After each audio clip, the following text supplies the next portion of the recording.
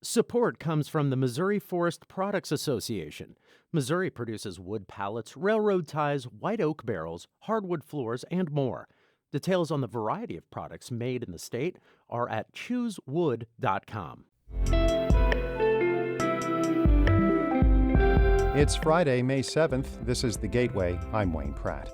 St. Louis area chefs are exploring new ways to use cannabis in cooking, from tacos to chocolate bars. Even though it's a medicinal product here in the state of Missouri, it should still be a fine confection, and everyone should enjoy it. In just a few minutes, St. Louis Public Radio's Corinne Ruff reports on the process of making cannabis-infused food. Illinois Governor J.B. Pritzker will expand capacity limits at businesses and social gatherings beginning next Friday. He is citing improved COVID metrics along with vaccine availability. Hannah Meisel has more. Pritzker says restaurants, bars, and many other types of businesses are on track to a full reopening, likely in mid-June. Before then, Illinois will move to a so-called bridge phase on May 11th. Businesses and social gatherings will see expanded capacity limits until COVID restrictions are entirely lifted 4 weeks later. Illinois Department of Public Health Director Ngozi Ezike said with a third of Illinois' population fully vaccinated and the state's COVID positivity rate again on the decline, reopening is a safe move. We can project that we shouldn't see, a significant spike if the current circumstances, remain the same. But even when Illinois does reach a full reopening, Pritzker says masks will still be required in public places per CDC guidelines. I'm Hannah Meisel. Officials in St. Louis and St. Louis County removed limits on audience size at entertainment venues this week, but that does not mean theaters and clubs will fill up soon. Live event producers say their capacity limits are set by social distancing requirements.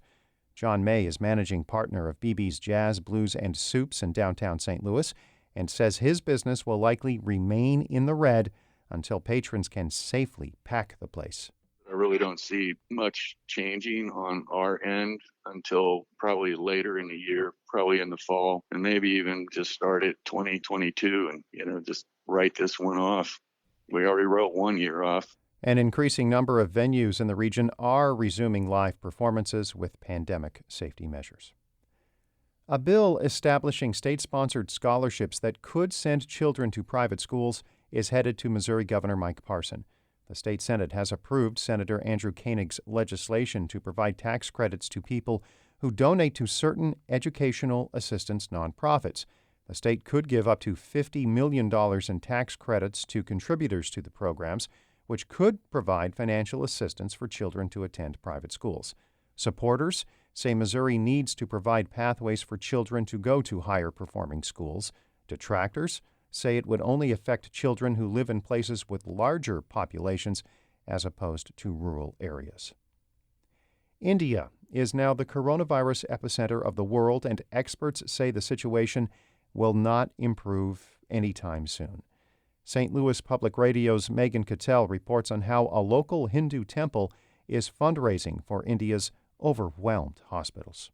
The Hindu Temple of St. Louis is one of the largest places of worship in the region, serving more than 14,000 Hindus. 3 weeks ago, many worshippers at the temple learned COVID cases were spiking in India, and overburdened hospitals needed supplies like ventilators. So the Hindu Temple started a fundraiser on their website. So far, they've raised $18,000 for medical supplies. Dr. G.V. Naidu is coordinating the effort. He says Americans should care because the situation in India impacts the rest of the world. If it spreads to other countries, there will be a big calamity in the world. A new COVID variant found in India has spread to 10 other countries, including the U.S. I'm Megan Cattell, St. Louis Public Radio. Washington University is the most recent school to explore how its institution played a role in slavery and the lasting legacy. It joined a group of 80 universities and colleges, including St. Louis University, through an effort called Universities Studying Slavery. WashU's Center for the Study of Race, Ethnicity, and Equity is focusing efforts through research, new courses, and workshops. African and African American Studies professor Jeff Ward is leading the effort. We're having to counter what has been generations of looking away from the history of slavery and Jim Crow segregation and settler colonialism and so forth, because we're, as a society, increasingly inclined to acknowledge that this past remains present. Ward says student-led research in the university's archives will be a key component of the initiative.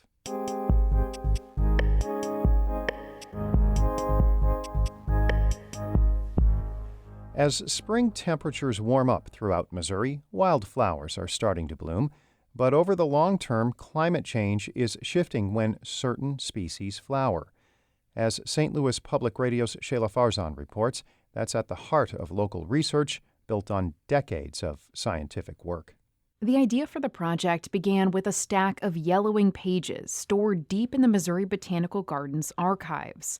They contained detailed notes taken in the 1930s and 40s by a botanist named Edgar Anderson, documenting when different wildflowers blossomed at Shaw Nature Reserve. People really, at the time, weren't thinking somebody was going to come and try to analyze these data 60 years later. Nicole Miller-Strutman is an ecologist at Webster University.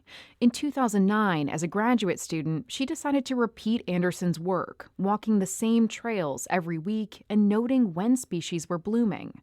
She found some are flowering up to a week longer than they used to due to climate change. It's significant when you think about some of these species only bloom for 3-4 weeks. That's created a pileup of species blooming all at once, says Matthew Austin, a postdoctoral researcher at Washington University. Austin is studying what that could mean for native wildflowers. Walking along a forested hillside at Shaw Nature Reserve, he points out the different species. Dwarf-crested iris, blue phlox, Canadian wood betony. Part of his work involves hand-pollinating hundreds of wildflowers to understand how receiving pollen from different species affects reproduction. If there are more flowering species in the environment, there's a greater likelihood that a pollinator will visit multiple species while out foraging. And that's important, he says, because getting pollen from different species is a reproductive dead end. To keep pollinators from visiting certain flowers in his experiment, Austin slips sheer mesh bags over the buds before they open. He removes the bag from one flower and pulls out a tube of blue phlox pollen. But just as he's about to tap the pollen onto the flower's sticky stigma, a tiny bee lands on it. Well, a pollinator got on this one while I had it unbagged. They're sneaky. Austin has to remove that particular flower from the study. Pollinating blooms by hand is a slow process, but he hopes the results will help us understand how climate change is reshaping this complicated system. I'm Shayla Farzan, St. Louis Public Radio. Nearly 100,000 Missourians have a medical marijuana card just 6 months after the opening of the first dispensary. That demand is driving more chefs to get in on the green. St. Louis Public Radio's Corinne Ruff reports on some locally made cannabis-infused edibles from savory to sweet.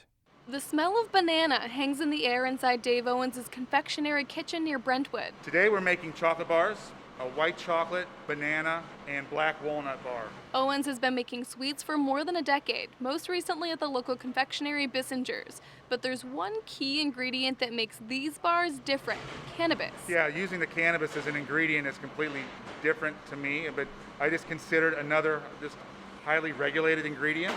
Owens is the head of culinary at Proper Brands, and for now, his team is one of the only producers of infused chocolate bars in the state. He says getting the flavor and dosing right is critical. Because the idea is, even though it's a medicinal product here in the state of Missouri, it should still be a fine confection, and everyone should enjoy it and want just a little bit more. Other St. Louis chefs are finding creative ways to use cannabis in savory foods. Inside the test kitchen at the Cola Lounge on Cherokee Street, the chefs behind Rooted Buds are making cannabis-infused jackfruit tacos and elote.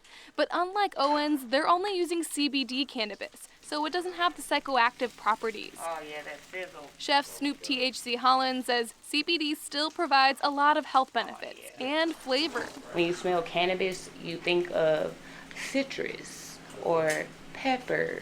Similar to wine, she says it's important to pair food with the right strain of cannabis. Hollins and her culinary partner, Chef Doe Duggar, layer the cannabis throughout the meal.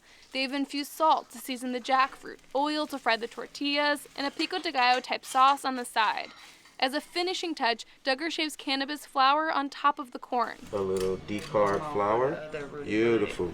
The tacos are oozing with cheese. After taking a bite outside on the porch, Hollins describes what flavor the cannabis brings. As you bite it, you can literally taste the herb, but just a little bit of earthiness as if it was fresh cilantro picked out of the garden. One of the main things all these chefs want you to know is that cannabis-infused food has come a long way from dorm room pop brownies. I'm Corinne Reff, St. Louis Public Radio. Our Maria Altman edited that report and the story from Shayla. Shula Newman is the executive editor of St. Louis Public Radio, a member-supported service of the University of Missouri-St. Louis. Music by Ryan McNeely of Adult Fur. I'm Wayne Pratt. The Gateway is a production of St. Louis Public Radio. Understanding starts here. Support comes from the Missouri Forest Products Association, providing more than 41,000 jobs in the production of wood pallets, railroad ties, white oak barrels, hardwood floors, and more. Details at choosewood.com.